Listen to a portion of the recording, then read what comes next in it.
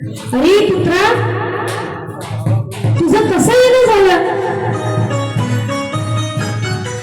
पुत्रा कानावरती पडलं आणि ब्रह्माजी म्हणू लागले, हे विष्णू, तू मला पुत्र म्हणतोयस, तुझ्यापेक्षा वयाने मोठा. माझं वय काय? केस पांढरे झाले, दाढी पांढरी झाली आणि मला तू पुत्र म्हणतोस? अरे मी तुझा परमपिता आहे, या सृष्टीचा निर्माता. मी सृष्टीची रचना केली आहे, विस्तार केलाय, म्हणून तुझा पिता मी आहे. अहंकार आला महाराज ब्रह्माजींना. त्यावेळेस भगवान श्री विष्णू म्हणतायत, हे ब्रह्माजी, तुमचा जो जन्म आहे ना, तो माझ्या नाभी कमळातून झालेला आहे. तुम्ही माझे पिता नाही, मी तुमचा पिता आहे. दोघांमध्ये वाद निर्माण झाला महाराज. आपसामध्ये बोलणं सुरू आहे, संवाद सुरू आहे. मी मोठा, मी मोठा, मी तुझा पिता. ब्रह्माजी म्हटले मी तुझा पिता, विष्णू म्हटले मी तुझा पिता. आणि असा वाद सुरू झाला. ऐका ना,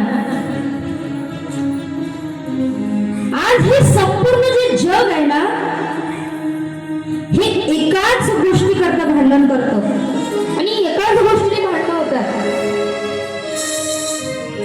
मी मोठा की तू मोठा, या एका गोष्टीवर. पण संत मंडळी सांगतात, तुकोबाराय म्हणतात, देवा आम्हाला तू लहानपण दे, आम्हाला मोठेपणा नको.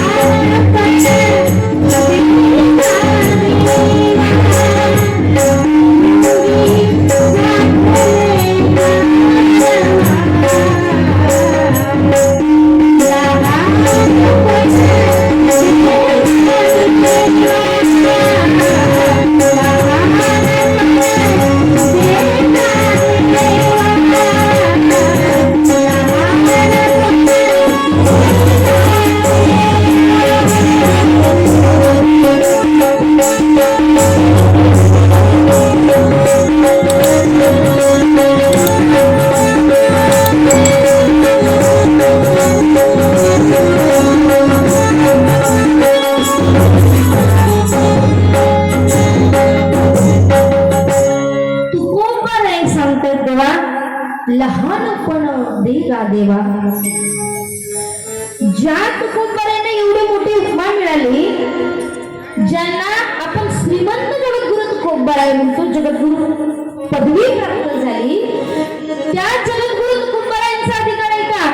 अनु रेणू ठोकडा तुका आकाश एवढा. असे तुकोबाराय म्हणतात की जेव्हा आम्हाला लहानपण दे. आणि मी सांगेन, ज्याला नम्र होता येतं ना, त्याला मोठं होता येतं. म्हणून मोठं व्हायचं असेल ना, तर नम्रता अंगी असली पाहिजे. नम्र झाली भूता, तेनी कोटिली अनंत. एकदा महाराज, समुद्राच्या पत्न्या, कोण आहे तो? आवाज करू नका. समुद्राच्या पत्न्या कोण सांगेल?